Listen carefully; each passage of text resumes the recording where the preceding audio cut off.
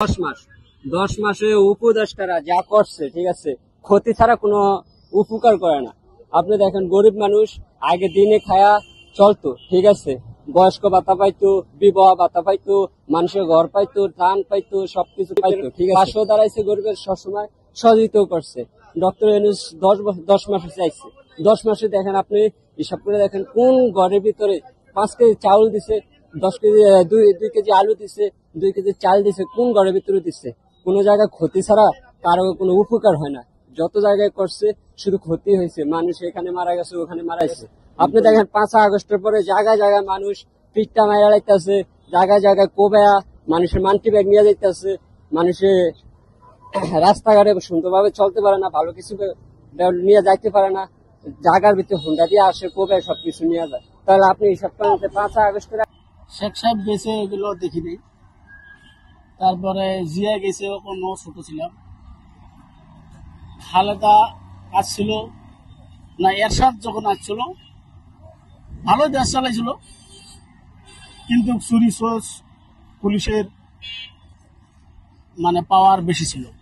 আমাদের বাড়ি বটার এলাকা, দিনাজপুর, মানে বাসা থেকেই গরু ধরে নিয়ে যায়, করার কিছু নাই। এটা এরশাদের আমলে। এরশাদের পর খালেদা আলো মোটামুটি চালাইছে। পরে হাসিনা যেটা আইছে 5 বছর যেটা চালাইছে, আমাদেরকে খুব ভালো লাগছিল, খুব সুন্দরভাবে দেশ চালাইছে। তারপরে তো আবার খালেদা হইল, হওয়ার পর আবার ফির হলো শেখ হাসিনা আলো। আসার পর এই তো গদিত বসে গেল, 15-16 বছর থাকলো। এটা আমাদের একটা গরিব মানুষের কত কষ্ট। আমরা যদি এই রিস্কাটা না চালাই, বদলি দিব, মহাজনটা কারে বদলি দিব?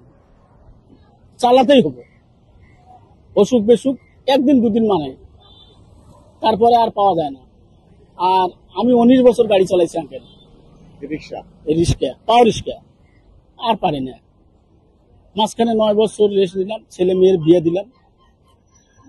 দেওয়ার পর আমি 16 ডিসেম্বরে আমার পরিচিত মানুষ এই অটো বানাইছে, তুই আয় ঢাকায়, তোর ইনকাম হবে না। আমি তো আর রিক্সা চালাইতে পারি না, অটো চলে।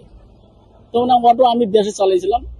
মেয়ের বিয়ের কারণে হে অটো মানে ভ্যান, অটো দেশে ভ্যান, বিয়ের কারণে বেশি দিছি, আর কিনতে পারিনি। পরের বাড়ি খেটেও খাইতে পারি না, বয়স হয়ে গেছে। আর এমন ছোট্ট ঘরের সম্মানী ঘরের ছেলে আমি। আমার মা সহকারী শিক্ষক ছিল হাই স্কুলের, আমার বাবা সহকারী শিক্ষক ছিল হাই স্কুলের। শিক্ষিত ফ্যামিলির ছেলে আপনি? কিছু লেখাপড়া শিখেছি, কিন্তু আমাদের কোনো কাজে লাগে নাই, পারিনি। পরের বাড়ি কাজও করতে পারি না। ওই যে 19 বছর গাড়ি চলে গেছি এখান থেকে। বাবা যখন বেঁচে আসলো, বাবাও বলছিল যে তোমরা বাইরে যা কি করে খাবো, আমার সবের সামনে রিক্সা চালাবে না। মাস্টার ছেলে পেলে রিক্সা চালে খাবে?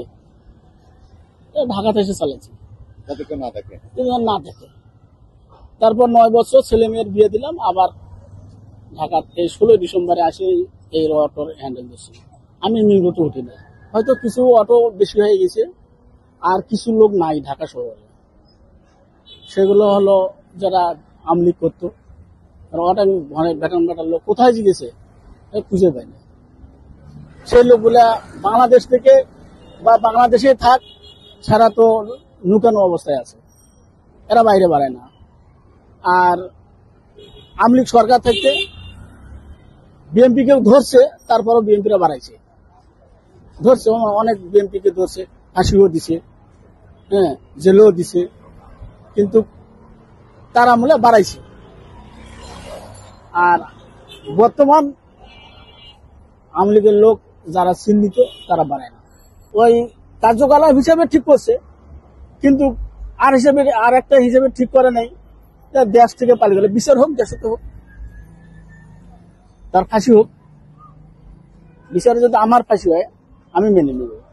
এখন বর্তমানে চলা অনেক কষ্ট হয়ে যায়, ঠিক আছে, আমি তো ওরকম চলতে পারি না। আমি সরকার ছিল আপনার বর্তমানে মানে অনেক কিছু সুবিধা ছিল। বর্তমানে যে দেশটা আগাইতো,